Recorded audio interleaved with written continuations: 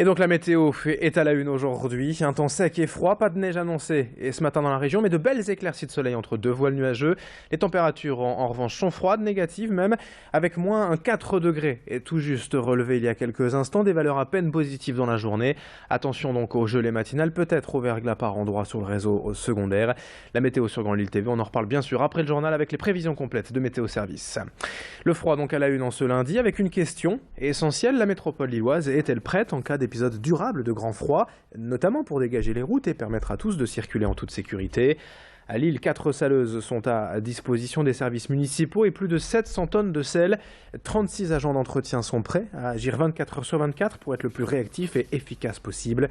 En cas de neige, la priorité est de dégager les accès aux écoles, aux gares et entrées de métro. Une veille météo est assurée chaque jour pour anticiper au maximum le plan en déneigement. Pour l'instant, pas de neige prévue dans l'agglomération, mais vous le voyez, les services sont prêts. Explication complémentaire avec Sébastien Duhem, conseiller municipal délégué à la propreté de Lille, au micro de Fanny Bourdillon. Il faut qu'on ait eu à la fois un traitement préventif et aussi curatif. Donc nous avons ce double traitement.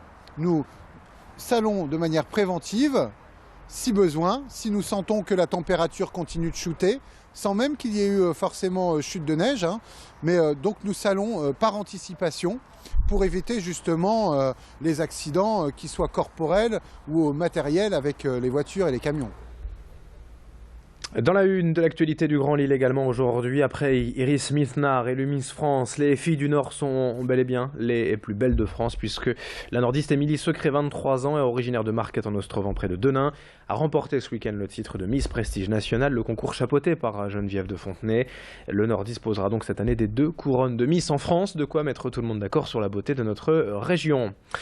L'actualité, c'est également cette manifestation à Lille samedi contre l'aéroport nantais de Notre-Dame-des-Landes. Une centaine de personnes ont manifesté dans les rues contre ce projet polémique.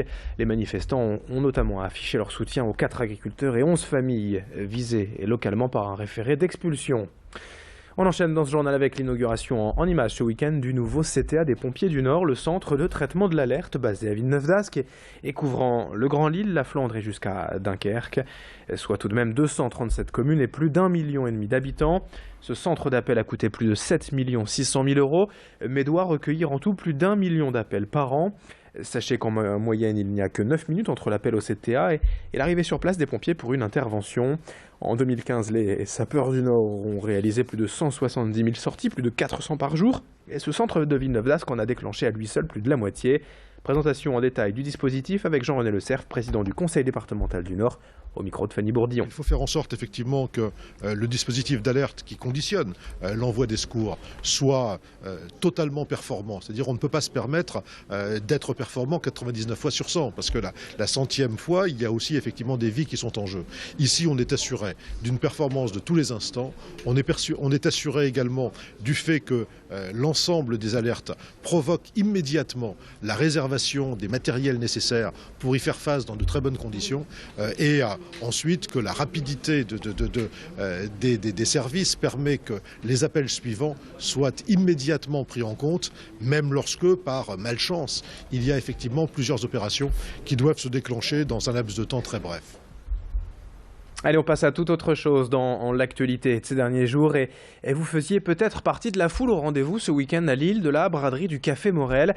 Une grande vente pour céder le mobilier à petit prix avant travaux et comme vous le voyez sur ces images, il fallait faire la queue pour entrer dans ce café, véritable institution lilloise depuis des dizaines d'années.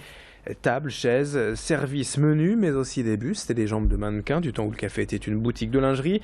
Avec un peu de patience, il y avait certainement de bonnes affaires ce week-end. Chez Morel, le café va être repris par un ami de la famille qui assure vouloir quand même garder l'authenticité du lieu, quelques babioles en moins. Témoignages recueillis sur place par Fanny Bourdillon.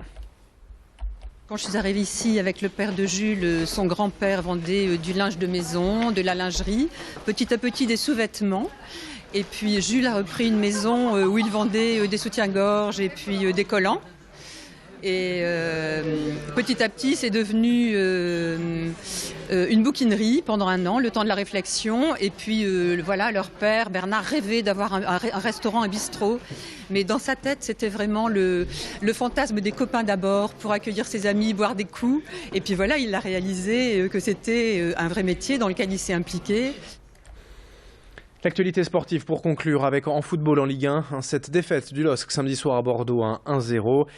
La fin d'une bonne série de plusieurs matchs sans défaite pour les Lillois qui retombent au classement à la 14e place. En basket, en Ligue féminine, la défaite également de l'ESBVH et le leader Montpellier, 66-63, alors que les garçons du LMB en Pro B ont dominé Orchy dans le derby, 69-67. Enfin, une bonne nouvelle pour le LMR, malgré la défaite ce week-end en Fédéral 1 à Rouen, 30-21.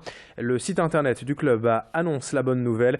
Le club va poursuivre sa saison en Fédéral 1. La DNCG, donc l'organe de contrôle financier du rugby français, a validé les comptes et les nouveaux actionnaires du LMR.